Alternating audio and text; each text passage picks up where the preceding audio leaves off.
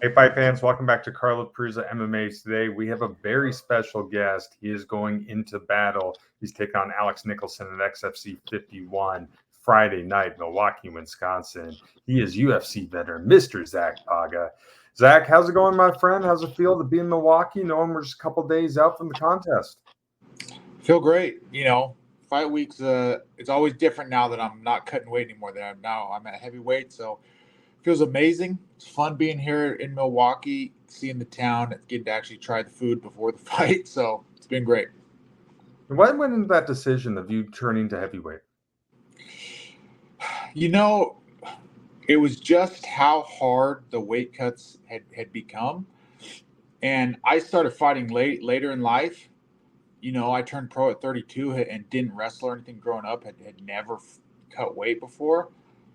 So I don't know why I cut weight to begin with. I don't know why I started fighting at light heavyweight, and I'm gonna weigh in tomorrow, probably 255, 260. Like I'm a true heavyweight, and for some reason I just decided to try and make light heavyweight. And I thought that would be the route for me in the UFC, and when that didn't work out, and when I was out of the UFC, it was like, what am I doing? Why am I killing myself to fight worse? And so I just made the choice to fight at heavyweight, and it's been amazing ever since.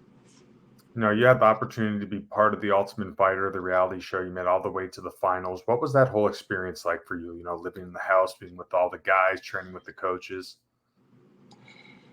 For me, it was amazing. So there was, there's a little piece of the TV, of the production, having camera in your face all the time, but like that life is what everybody who fights says they want, right? Literally just eat, sleep, train.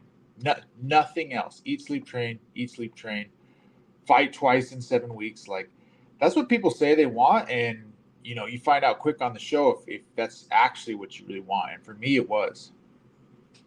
You remember where you were when you got the phone call that you were going to be going to the house and being part of the season? Yeah, I was at the gym actually. I was at the gym training, and I had actually thought that they didn't pick me because it was a heavyweight season, and I was light heavyweight fighting regionally, and so I thought that they hadn't picked me because they were supposed to let me know by like December 9th, and it was like December 12th, and I was just trying to figure out my life, figure out where I was going, and then got the message that I was going on the Ultimate Fighter. Then following the Ultimate Fighter, you were able to have some time fighting in the UFC. One thing I want to talk about that debut contest, I guess, against Jordan Wright following the season and everything. Went in there, great job. How was that contest for you, man? Was you pretty satisfied with that performance? I'm happy I got the win, and I'll like making your UFC debut as the co-main event was really cool, but I was not happy with that performance, and that should have been the first clue. So I'd fought in the Ultimate Fighter, and then in the finale at heavyweight. So that was a whole year of not cutting weight and fighting heavyweight, and then I went back down to light heavyweight, and just wasn't able to be myself, and that should have been the first clue at how difficult I won that fight, but how difficult it was for me, and how drained and tired I was during that fight, and unable to like push for a finish, and just had to coast it out. And that kind of set up the rest of my UFC career. Kind of a boring fight, and then you just get two more rough ones, and then you're out the door. But you got to learn from those experiences. So you started this whole game of mixed martial arts relatively later on in your career. There's some guys who start in their teens doing this. What led you to want to pursue this crazy world of combat? I was just always a fan. I was literally, since I was a little kid, since UFC 1, I was always a fan. I love MMA. It's the sport that I like to watch on my free time. So I was just like, all your listeners, everyone that watches you, I was a fan of MMA, and I just happened to be good at football and good at other sports, and was able to, go to school, make a living doing that for a while. And then when it was kind of time for me to pick and choose what I wanted to do with my own life, I was like, I guess I'll try this MMA thing. I watch it every weekend. I love it. I'm big. I'm athletic. Let me try this thing. And it's worked out pretty well so far. Do you see a lot of similarities between football and MMA? Or are there certain things, maybe being used to the big games, all the training, the condition, has some of that helped make that transition a lot easier? It definitely helped make the transition easier, and it helped me get. I was only fighting for 3 years before I got to the UFC. It helped me get to that point. Being able to perform, being able to go in front of crowds, just being big and athletic and strong. It all helped me get to where I am now. But the next phase of my career, like truly succeeding in fighting, is about the differences, because they are. I've always focused on the similarities and what my background in athletics can lead to me. But now I'm trying to focus on like the difference. What's different from fighting and team sports, and that's been the focus of my camps and life since I left the UFC. No, you have shown throughout your career. Obviously, the wrestling ability is unbelievable. What you can do on the ground as a heavyweight is a thing of art, in my opinion. But you can also see the hands. You can also strike with the best of them. At what point, maybe early on in the career, did you start realizing, if I want to go to the UFC, if I want to go to all these big shows, I'd be as well rounded as possible? That's just what I had to do, because I didn't have time to specialize. I didn't have. I walked into the jiu-jitsu school at 30, right? I didn't take my first amateur fight till I was 31. I didn't have time to become really good at any one thing, so I had to fill all the gaps, fill all the holes, learn MMA. Right? I'm not a wrestler. I'm not a kickboxer or whatever that transitioned over. I was an athlete that learned how to fight in a cage, and that's my strength. So obviously, you made it all the way to the finale of the Ultimate Fighter. You took on Muhammad Usman. The fight didn't go your way, but did you learn anything from that fight? Did anything change after that? You know, Probably the wrong thing changed immediately. So that was the fight. I got sparked, right? I was winning that fight and got knocked out. And that's why I was like, well, I'm going to go back down to light heavyweight. Heavyweights are too big. They hit too hard, blah, blah, blah. And that was all the wrong opinion.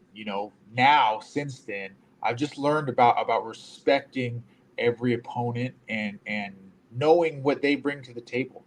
And like the deal with Mo was, there was so much behind that, right? We were teammates on the show. We were teammates before we went on the show for like 2 years, and I just really, overlooked him and thought I was going to breeze through him because I'd been practicing with him for forever and knew his game, and then he came and cracked me in the mouth, and that was the end of that. So, just understanding there's a reason we're all here, right, and respecting all my opponents, but also implementing my game plan through that. You train at a wonderful gym, Elevation MMA, obviously with some of the best to do it in the game right now. The Neil Magny's and the Sandhagens, the Usmans. It's kind of crazy, right? Curtis Razor Blades, all the talent out there. How did you find yourself there? Obviously, from that area, played football in Colorado, but how did you find your way training at that gym? Just pure luck. That's how I wish that there was a better story. It was the closest gym to my house when I decided, hey, I'm going to try this. Where Team Elevation trained was the closest gym to my house. I just went in and started training. And at the time, I wasn't trying to be a pro fighter at the time. I just wanted to learn the sport and get good at it. And big guys are in demand in MMA. Like you said, Curtis Blades is over there tearing everyone apart, and they just need more bodies to feed him. And they asked me, hey, can you just jump in with our heavyweight? I go, sure, I'll do it. And the rest is history. I've been training with Curtis, is my main training partner. I went out with him to Manchester when he fought Aspinall. Like, we've just been in it together ever since. The XFC is really doing some big things that coming around. I guess they're classified as a regional promotion, but I don't even know what to put them in. Like, they have so many former UFC guys, PFL guys, Bellators. The cards are absolutely loaded. This is going to be your second one now. When you departed the UFC, were you looking for maybe a promotion like this that'll feature, a lot of those high level guys who are hoping to get back there? Yeah, I didn't really know what to expect when I left the UFC. I kind of thought maybe I was done, or maybe I got to go do bare knuckle boxing or something like that. And then the XFC came and offered me real money to fight, and I can't thank them enough. I love what they're trying to do. Right, they're trying to give proven fighters an opportunity to make a living fighting. And we're putting on good shows for them. And, I think it's amazing. The more diversity and the more product that's available to fight fans can only be better, can only be good. Your last time out was your XFC debut, and I mean, what a great performance. You're able to get the takedown right away, get Jamal on the ground, and you're able to finish him off with that choke. Do you want to walk me through that finish? Yeah, he was a big guy. He was like 270, I think, and I just didn't want to mess around with him. Didn't want to play with him on the feet, so I just wanted to test his grappling quick, and took him down, got on top, and that's one of my biggest regrets of my UFC career is I never showed off my grappling. I'm a good grappler, and I never showed it off in the UFC. So once we got down there, I knew what I was going to do. I was going to work towards that head and arm. That's like my number one choke, right? That's what I plan to do to Alex this weekend as well. And, it was just once I got in the mount, he gave one big buck, which every heavyweight has in them. And once I shut that down, I knew that he was going to tap pretty soon. So you just mentioned him, but you're taking on the Spartan, Mr. Alex Nicholson, this weekend, a guy who's been in the UFC, a guy who's been in the PFL. What do you think of him as an opponent? He's a great opponent. He's a scary opponent. I think he's got like 100% finish rate, but he also has been finished a lot. He is a true kill or be killed fighter, and that's exciting for me. Like, I'm here to put on a show. I want to put on a good show for the XFC and the fans. And he's the perfect dance partner to do this. He's a guy that comes out hard, and he's not trying to get to the third round. And I plan to oblige him for that. Do you have a good feeling coming into this that this is not lasting all rounds? No, yeah, I don't think so at all. I have plenty of decisions on my record, but Alex does not plan to go to the judges, and I think that works in my favor. One thing that I've been asking a couple guys who fight up for this XFC promotion, the promotion went through a rebirth, new ownership. It's kind of relatively young in that terms. Do you feel like, you and maybe some others could really make a name for yourself here at XFC and potentially become the face of the promotion if you wish to do that?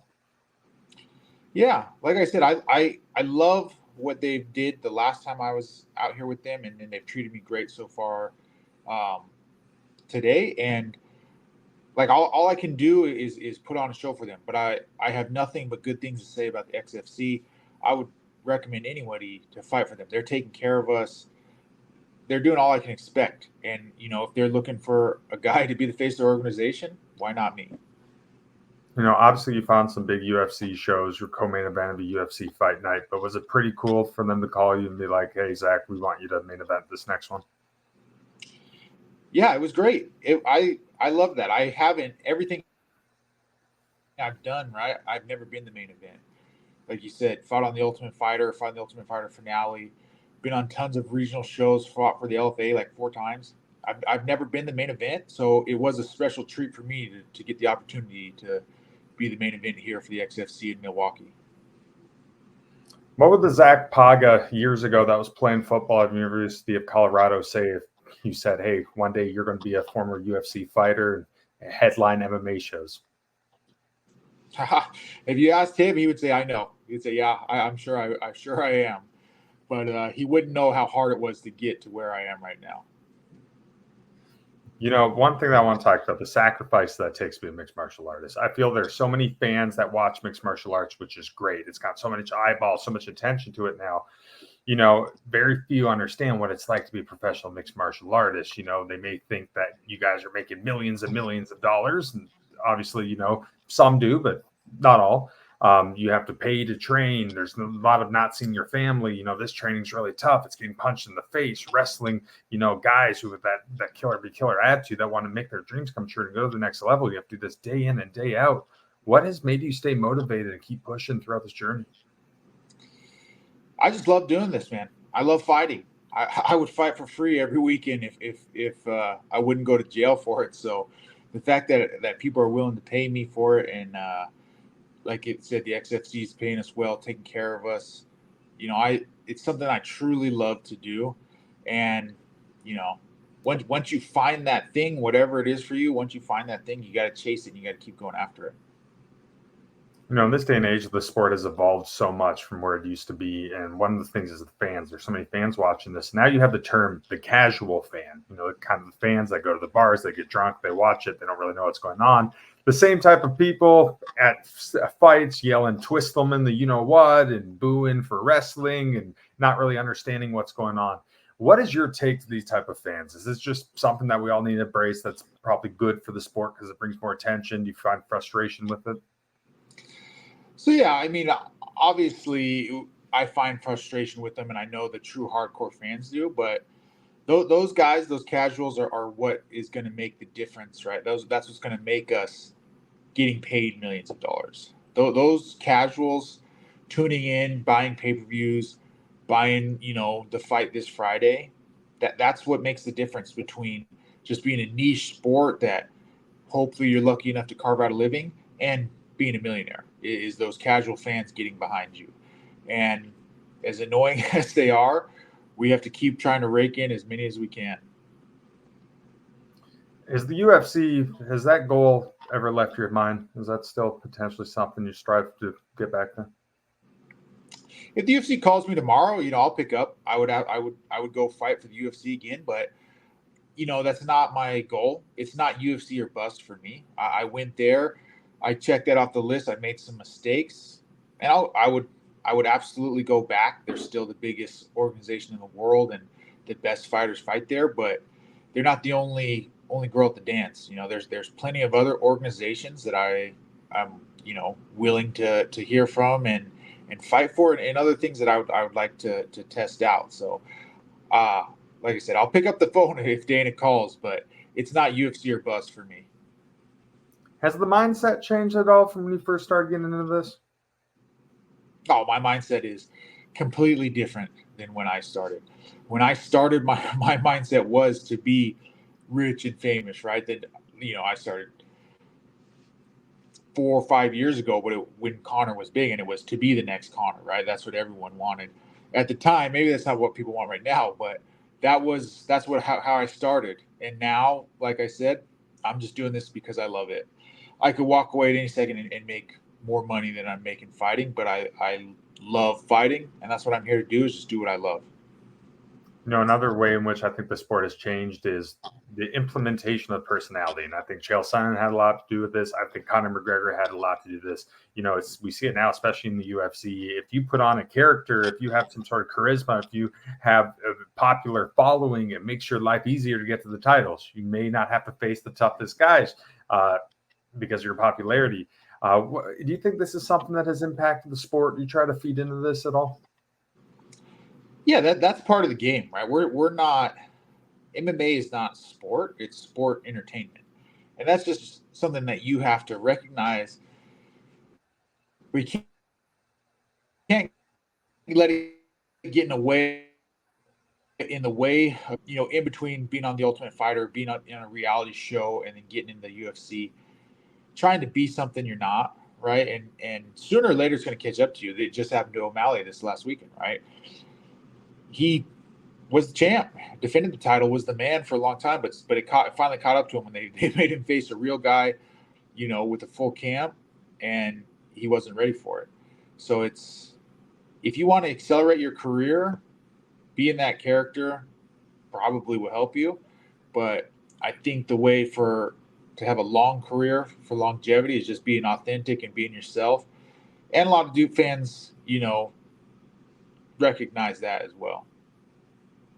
All right, Zach, last question for you, my friend. In a perfect world, what is the outcome when you take on Alex Nicholson Friday night for XFC 51 in Milwaukee, Wisconsin? Perfect world, when I take on Alex, I sub him in the first minute like I did last time I was out here, and I'm ready to go again in, a month. Awesome, Zach. Well, thank you so much for talking with me today. Good luck to you. Can't wait to watch the fight. Thank you. And that's it for us today. That is Mr. Zac Pauga. I'm the Fight Dr. Carlo Prusa. Stick around, fight fans.